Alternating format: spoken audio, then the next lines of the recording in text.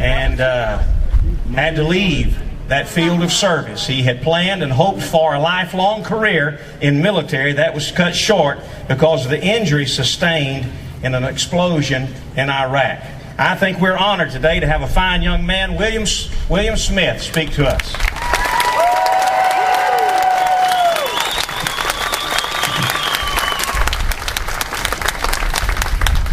On this day, 230 years ago, our founding fathers had a vision of a free nation, bound together by a set of principles that included in our Constitution.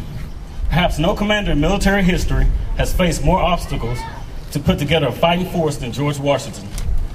The belief of an oppressive government was not the way forward. Against all odds, those men stood up to the most powerful army in the world of Great Britain. That revolution gave us the unalienable rights that was endowed to us by our Creator. Fast forward to the present. More government policies and spending. And I seen a flyer that my mama gave me that really touched me by the heart. This flyer here, I don't know if you've seen it.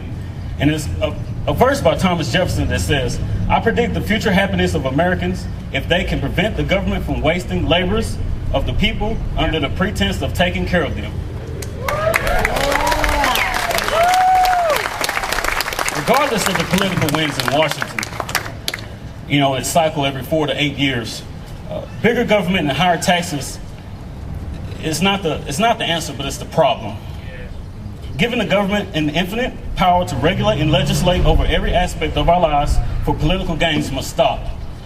Over the 230 years, America set the standard for living for the world and has a better track record by far than any nation or over the thousands of years of civilization on earth, where people, regardless of race, sex, and religion, have an opportunity to advance.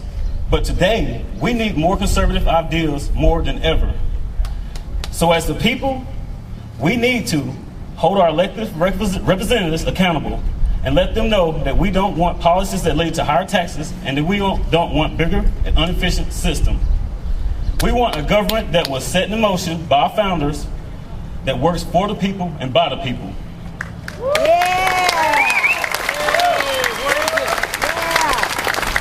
And if they're not for those ideas, then we hold them accountable at the ballots.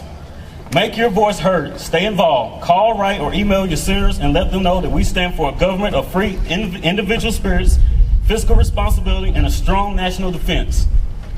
For everyone here has an invested interest in our military. A grandfather that fought in World War II, an uncle in Vietnam, brothers and sisters and cousins today. The sacrifice that our troops endure for the freedom of this nation. And ladies and gentlemen, I ask you, are you willing to fall for tyranny or do you want to stand for liberty? Thank you.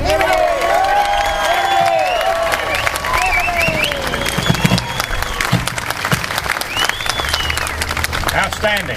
Amen. Outstanding. All right.